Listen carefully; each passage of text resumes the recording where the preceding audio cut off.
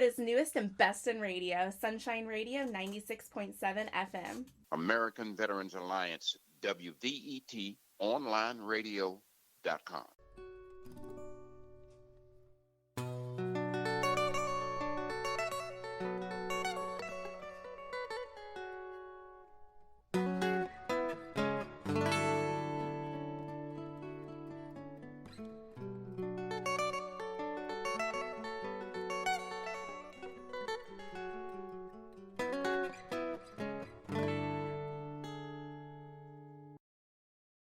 Well, good morning, everybody. This is Voice for Veterans, and you're listening to us worldwide at WVETonlineradio.com. Voice for Veterans, and I'm Keith, the boss of the beach. But locally, you will be hearing this at 96.7 FM. 96.7 FM. St. Petersburg Sunshine Radio. Today's show is going to be dedicated to the 4th of July coming up. We got a lot of things we're going to talk about why the 4th of July. The reason the 4th of July is important to us in this day and time is our commitment to America. There are different peoples that are American. There are different cities that are American. And guess what? America is all covered around the world based on the home of United States of America. Because there's some other Americas around here, but we're talking from our home base. And we're, of course, in the greatest state in America right now, Florida. And we're broadcasting live today from Florida. Last week, we went down to the Florida Keys in Miami and talked to our friends down there who also support veterans. Don't forget that we have a great state. And we will be talking to the governor's office, our great governor, DeSantis. He's got a battle, but he's winning the fights. The battle still goes on in this state, but we're winning. I went to New York, and guess what? Everybody was wearing a mask. I got back to Florida, and very few people are wearing masks down here. That means we did good, no matter what. Florida came out on top with this pandemic. So do not kick Florida. We got plenty of fresh air and sunshine. And that's not for sale. That's free. But the gas, you got to pay for. The food, you got to pay for. But none of the best stuff. Salt water is free. Sunshine's free. And fresh air is free. Come on and visit us. We appreciate it. 4th of July coming, and there's going to be no better place on the planet than to be right here in the great state of Florida. Tune us in when you get here and let us know you came. And don't forget, tune in to WVETonlineradio.com. We're going to start a little contest. It's going to say, tell us a little bit of something about yourself and sign up. And we have some giveaways to give away with one of our partners, Soundcheck Studios. And we did the Little Richard band album, and we're going to give those away as a consolation prize for tuning in to us or coming to the website and signing up under the events page. Stay tuned for that one. A little bit more information coming until the contest is over so that you'll be able to sign up and get something free. Now, 4th of July. We just did Juneteenth Day, but we can't forget the 4th of July. That's the full celebration of freedom. It came many years ago. And we're still going to honor that as of today. We can't lose with the stuff we use. 4th of July is our mandate, and we're going to let everybody enjoy it. But remember that a lot of veterans who came through the war still have a little bit of PTSD or shell shock. And anytime you think about the 4th of July, remember that some veterans get a little bit of touch when they have that too many firecrackers going on. Upcoming this segment we found on Channel 5, and they're going to give you a little bit more information. Stay tuned for this. I think you'll look at it and love it and visualize what they're saying. And again, you can go to YouTube and find it. This one's from Channel 5. Stay tuned.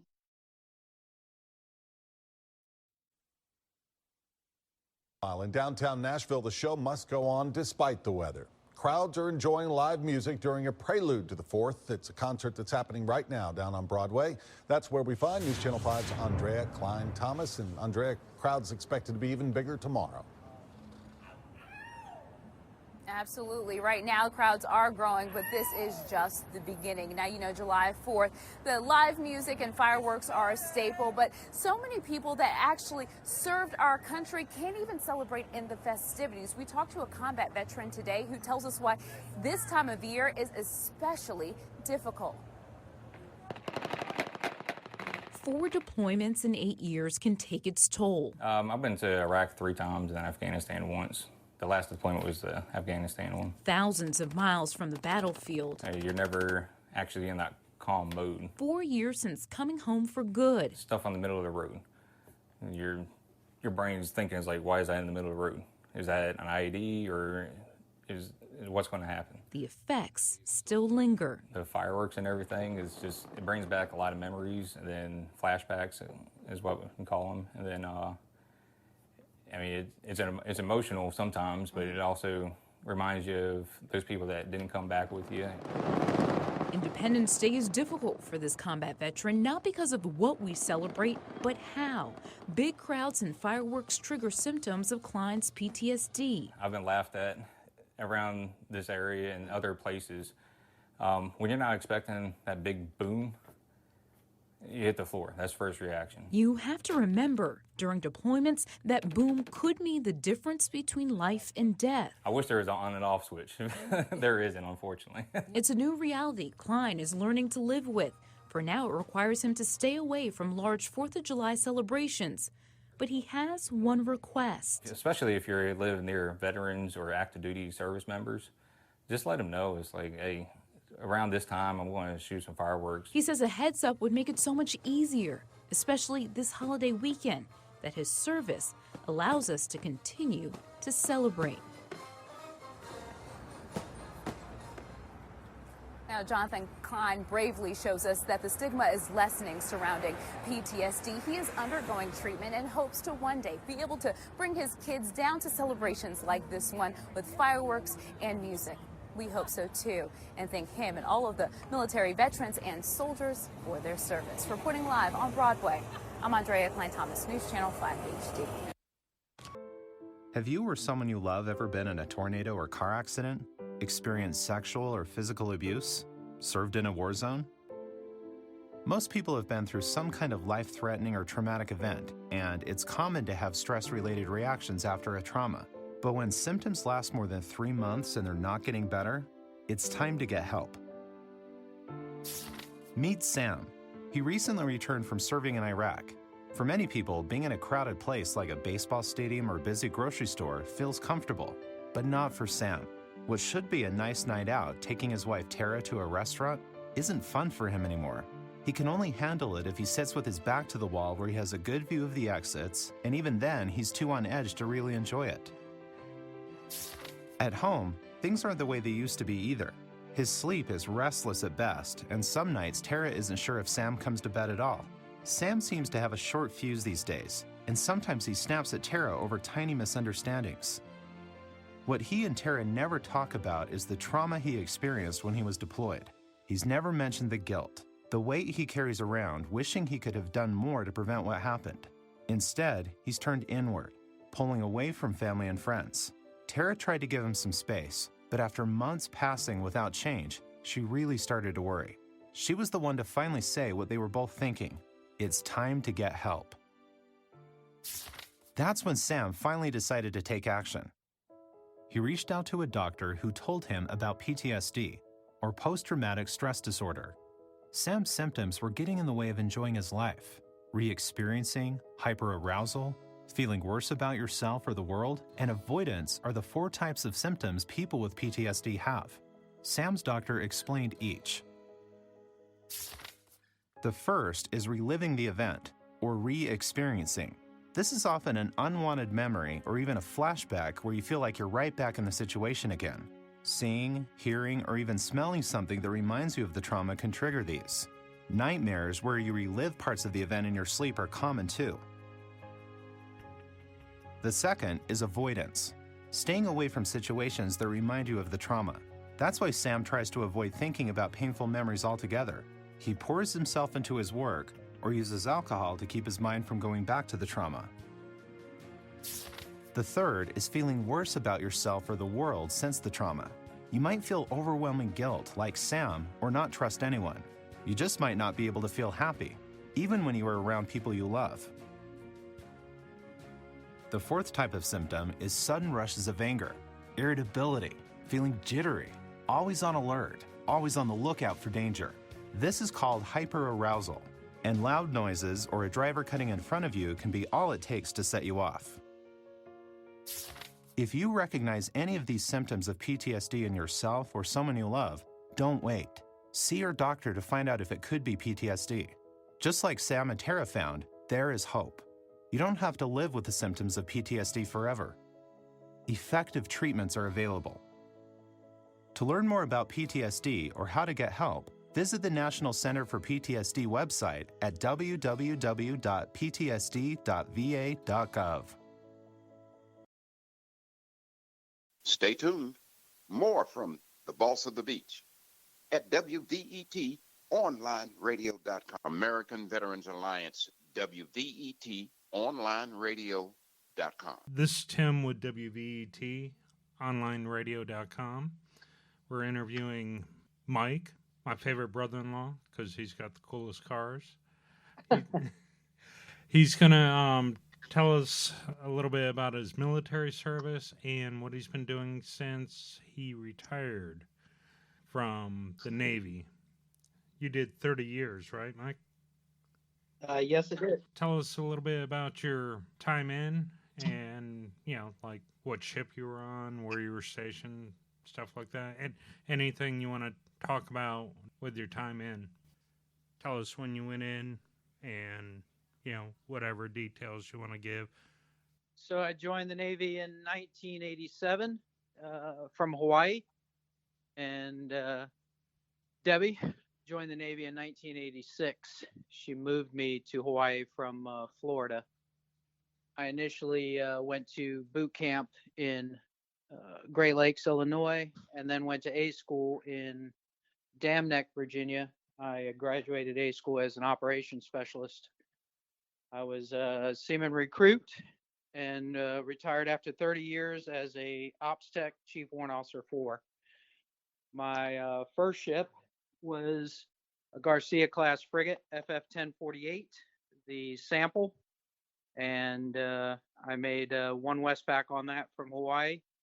And my next decommissioned that ship and went to my second ship, which was the Harold E. Holt, FF 1074. Made another Westpac on that, and we moved to Virginia in 1991, and that's where I spent the rest of my career. So from 91 to 2017 was spent in Virginia. I did mostly small boys my whole career, destroyers like the Arleigh Burke, the Ross, the McFall. I did a couple Oilers, the John Lenthal, the Kanawha, and my last tour was was a carrier, the Harry S. Truman. So that was my last deployment, 15 going into 16. I made a total of 14 deployments in my 30 years, and 21 of my 30 years were at sea on ships. So my shore duties included relocatable over-the-horizon radar instructor in Virginia, Southwest Naval Station Northwest, and Dam Neck. I was stationed there as an instructor, an A school instructor, and a graphics artist. I also went to teach ASTAC school, anti-submarine tactical air controller, and my last shore duty was in Dahlgren, Virginia, as an instructor. I was teaching pre-CO XO tours. So teaching them how to fight ships and stuff like that. My last station was with Desron 28 as the lead warfare commander for surface ASW warfare, and from that I retired. Cool. At what point did you know that you wanted to be a lifer? From day one. I actually came in the Navy saying that I would do 30 years. My goal was, because the retirement was 75%. If you did 30 years, you got 75% of your retirement. My goal was to do the 30 years and then retire with 75% of my pension.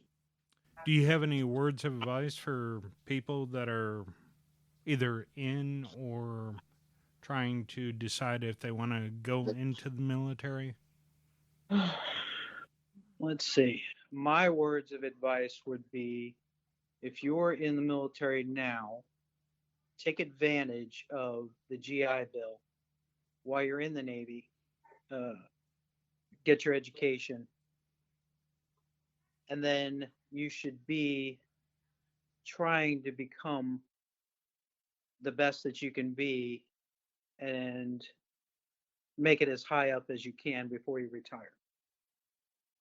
If you're coming in the Navy or military in general, my words of advice there would be to make sure that you know exactly what you're signing up for, what type job you're going to do, and determine whether or not that job is good for you once you do get out of the military. So if your job is, say, as a cook, you know that translates over into a civilian job, and it can help you out there. If you're an operations specialist, then it's a little harder finding a job once you get out. So you have to be creative when you're looking for a job. So my advice would be, set yourself up for after the military. Don't just look at doing 20 years or 30 years and then planning on not going anywhere after that. Okay, great advice. Okay, so let's talk about what have you been doing since you got out of the military? What kind of hobbies? Since I've retired from the military, I just picked up, or I just actually just started doing more of what I like to do. So I actually started working on cars when I was younger, and with my father, more towards Volkswagens and stuff like that. But moved on to Chevelles, 66, 67 Chevelles, and actually restoring cars in the mid to late 90s with a friend of mine. And now, since I've retired in 2017, I'm actually starting to get a little more into it with the restoration part of it, doing it as a side hobby or job. I've started going to school, Tidewater Community College, going to school for auto mechanics, collision repair, advanced refinishing, painting, and stuff like that. So I'm using the GI Bill, the post 9/11 GI Bill, to help me with that. With other hobbies, I actually load shotgun shells. I load rifle shells, or rifle ammunition, and handgun ammunition. My shotgun ammunition, I actually sell that. Own a company called Muddy Water Hand Loads, where I load shotgun shells and sell them for hunting. That's a couple of my hobbies, Tim. I know that you're a bow hunter. What do you like better, using guns or the bow? I think I like them all. Archery, bow hunting is fun because you're there in the woods before dogs get in the woods. In Virginia, North Carolina, they're allowed to run dogs. So during gun season, so you're in the woods early enough during bow season where there's no dogs.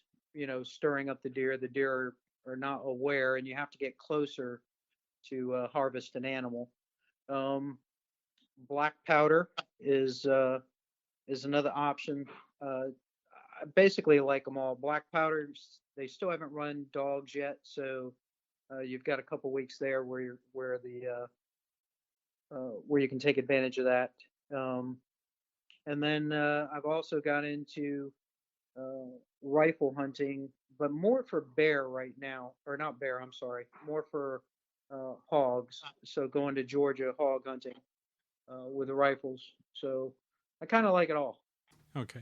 Well, you're not just a sports hunter. You when you hunt, you actually harvest the meat and prepare it for your family, friends. Yeah. I'm not a trophy hunter by no means. I only take what I'm going to eat and what I'm going to share with family and friends. So, say for instance, last year I killed one 300-pound hog and chose not to go deer hunting last year. This year, my plan is to take advantage of deer hunting, where I'll normally average maybe 3 deer in a season, and try and get 1 or 2 hogs. That's cool. I also know you're an awesome cook. Did you do any schooling for that, or just come up with recipes on your own, YouTube videos, whatever? Yeah, no schooling. No schooling per se for cooking. That's more of just going by taste and helping friends and hanging out with friends and doing some cooking. I did volunteer a lot on the ships and would cook extra meals or meals with the CSs on board the ship. So I got a lot of help from them as well. But most of the time I would just bring my food, say a deer or a hog, and share that with people on the ship. But most of my training is just what I learned from my dad cooking. Very cool. All right. Let me ask you a question. One of the stories we covered has to do with PTSD and fireworks.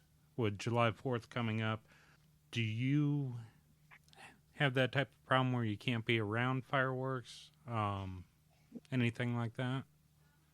No, I am not. Even though I have PTSD, I've been diagnosed with PTSD. I am not. I'm not worried about fireworks. They don't trigger anything for me. Okay. That's not what does it for me. We're gonna go ahead and wrap this one up. I do appreciate you coming on with us. Sorry for the technical issues earlier. No problem, Tim. All right. Give Debbie a hug for me. Love you guys. And thank you for your service. All right, brother. Love you. Thanks. Have a good day. Thank you. Bye.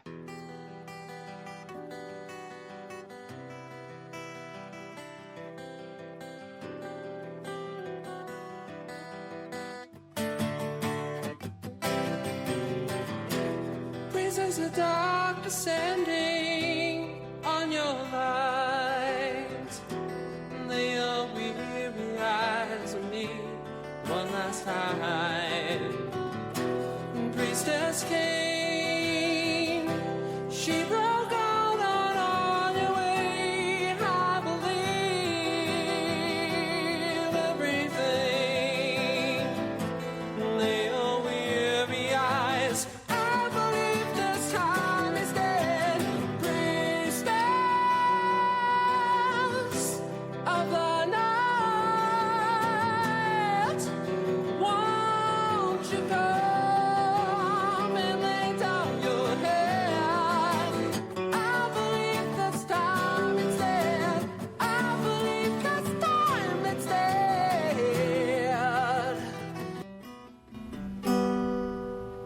This is Bryan James, live, WVET, onlineradio.com. Though, how you doing?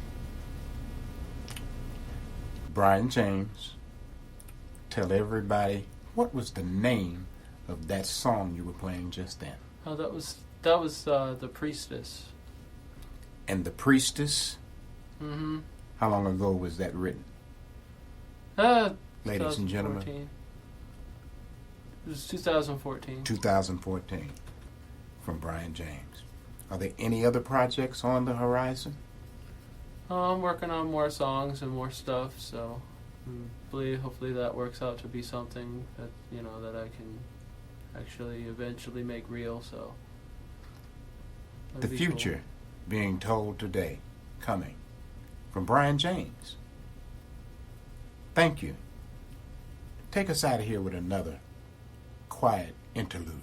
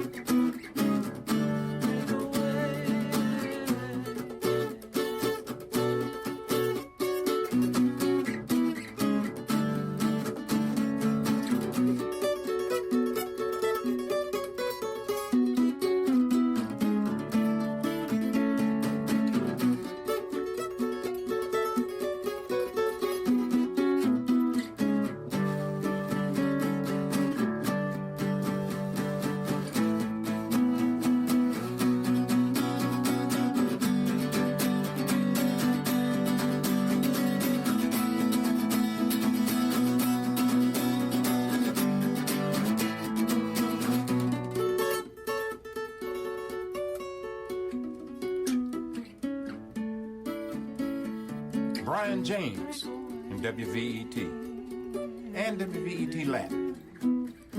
Special tribute. The good stuff.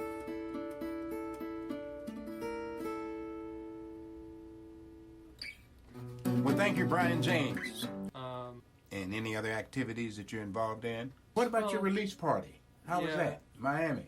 Yeah, that was at the American Airlines Arena. That was a good thing. I got to play in front of a lot of people. It was nice.